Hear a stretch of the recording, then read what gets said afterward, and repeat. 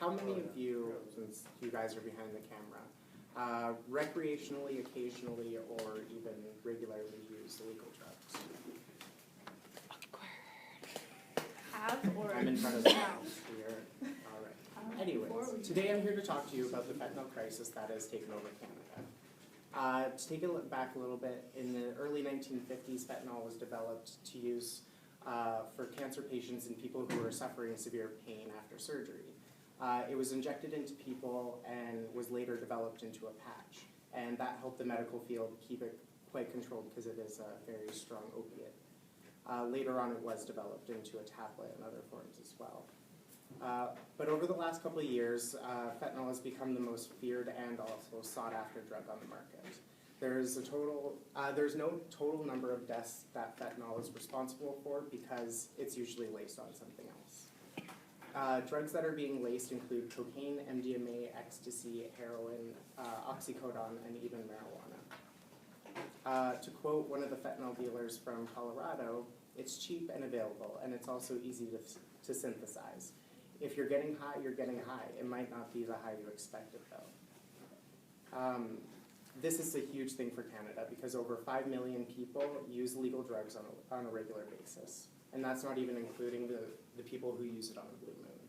And since fentanyl has been street-produced, the deaths have tripled.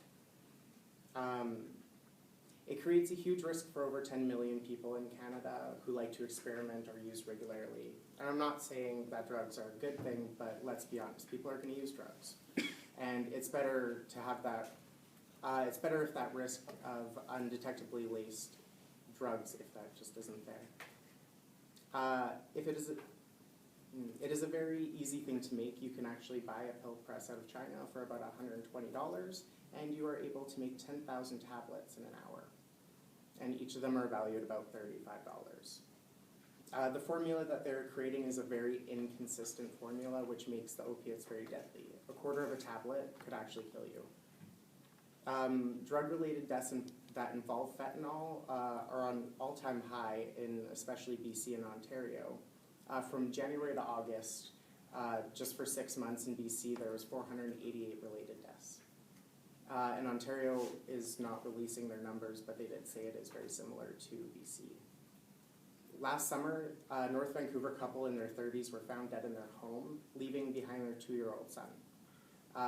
What they had done was smoke marijuana that was laced with fentanyl. They were not regular drug users, and everyone was shocked that that even happened.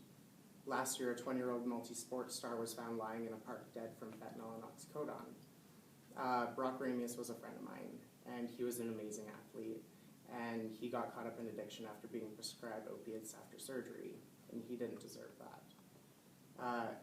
Innocent people are dying because pharmaceutical companies develop drugs that are easily accessible and easily duplicated. People aren't getting fully criminally charged for this because what they're doing is changing the chemical formula. And when it's been changed, it doesn't show up on the list of illegal substances.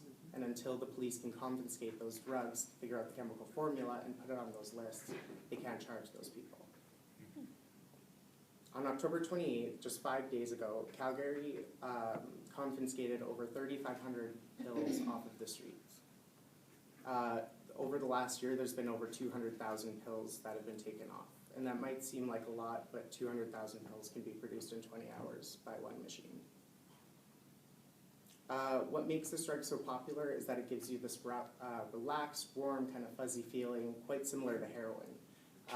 One tablet that will get you high up to about 72 hours. And the addiction rates are higher than heroin and cocaine combined. And it makes it almost impossible to break.